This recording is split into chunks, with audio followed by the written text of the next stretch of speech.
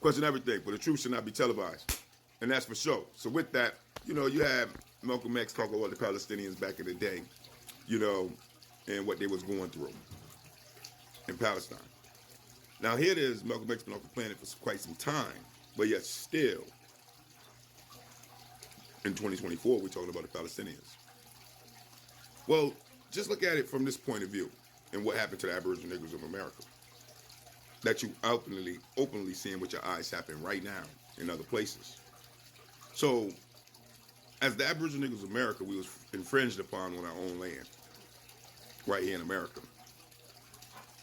And it was done by the British, the Dutch, the French, the Portuguese, Europe, and, just all sorts of a conglomerate of different groups of European people coming over, or white folks coming over to destroy our reality and take over our land.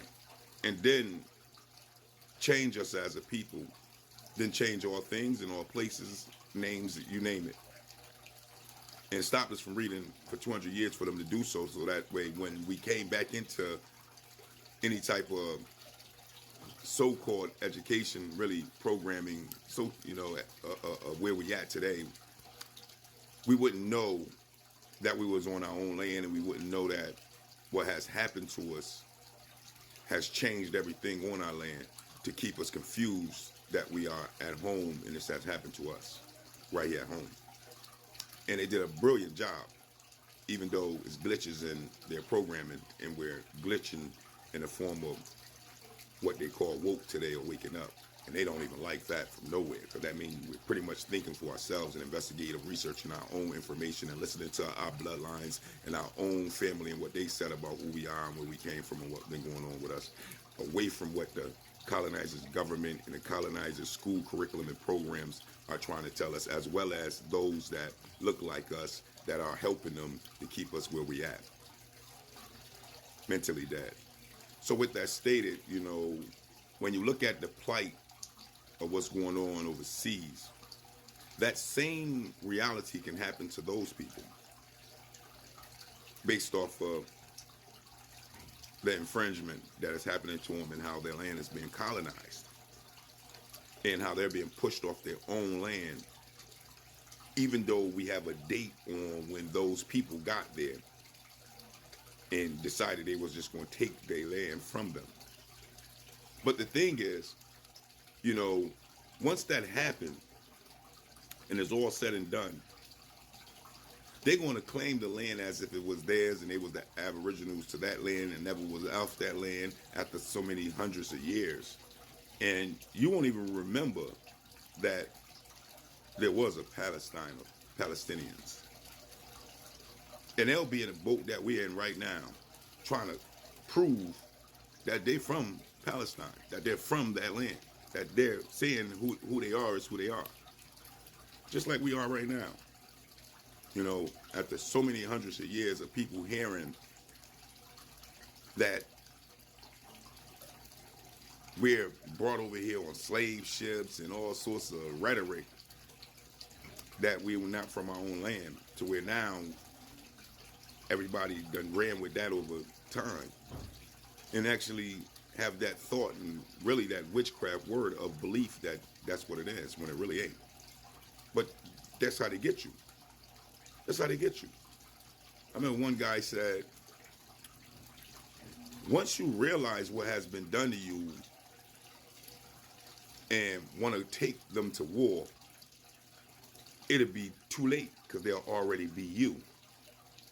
And I was stuck when he said that, because I'm like, yo, what do you mean by once you realize what has been done to you as a people and want to rise up and take them to war over it, it'll be too late because they'll already be you. I was like, whoa, that was deep what he said. But what did he say? What do you mean by that? And then I realized he was saying they would have already absorbed you, took your identity, your culture, your heritage, pretty much your God and everything from you, to where when you turn around and look, they will be living your life, and everybody around in other nations would see them as you and you as the outcast from somewhere else. not being you. That's yo, that's ill. But that's the real. When you change people as well as the places and the things. But see, we don't think about this stuff. Nor do we have any time to research it or look it up for ourselves, to self-investigate what is real and what is false. But hey, I tell people all the time, when you're dealing with the colonizers, somebody that invaded you and created hate on you, everything they're going to teach you is not true. Everything they're going to teach you is lies and programs. Or why else would they invade you and colonize you and bring a Holocaust to you? To turn around and tell you real truth about you? That wouldn't even make no sense. They won't give you reparations right now. Why would they tell you any truth about you? But if you want to think they telling you truth about yourselves, then you can go ahead. That's on you. I don't trust a wolf in sheep clothing, no matter how much his fur is woolly on his back. I don't care what he say. Not never, not ever, not any type of weather. But if you choose to, then go ahead. It's no different from going to school and getting school programs and then turn around and look at your nation of people and find out that they're in ghetto slums and hoods. And nothing is changing. Years are going by. You graduating from their schools, and yet still your communities still look the same way. Can you put the two and two together and wonder why it's that way? Well, because in order to go to school and get educated, it's supposed to empower you by your own hands. Self-empowerment. Do you really think they're out to self-empower you as melanated people, as Aboriginal Niggros on your own land? So that way you can regain your grounds and then stand up for who you are, owning your own land and reality all over again? You can't even go to their schools with your own cultural style hairs. Just your hair alone is a threat. So just imagine self-empowering you again. Yeah. That's why you don't got no Negro leagues and no Negro nothing today. Because self-empowerment, empowering you after I came here to destroy all that?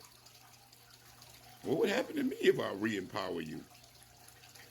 If I gave you real truth to take the shackles off your brain after all these years of programming you after I stopped you from reading for 200 years, what would happen to me?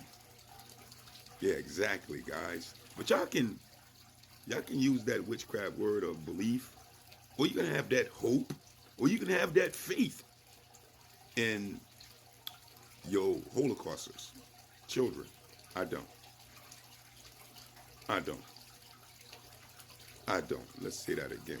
Because at the end of the day, individuals are individuals, like I always say. But we're dealing with the collective here. This don't got nothing to do with individuals. This is just their reality. So when you look at the circumstance with Palestine, or any people suffering anywhere, like Hades, and what Hades is going through, and how Hades say that it's foreign affairs that causes these problems that we see today in Hades, that it was foreign entities that put their government into position that they're in. This is what they say. And we see how that works. How the infrastructure of a country can fall apart. No doubt. But hey, this is where we at. So even back when Malcolm was alive, he spoke on these same things. And here it is, 2024. We're speaking on them now. And you see what Netanyahu said about the darkness of Africa and what they want to do? If not, go look up the videos. Oh yeah, they got plans for the dark people. You hear what the IRA said about the generational blacks of America. Oh yeah, they got plans for us. Do y'all even know what the plans are? These are the same colonizers that colonized us, got plans for us and talking about us at their forums behind our back. You think it's something good they got planned for us? Well, y'all better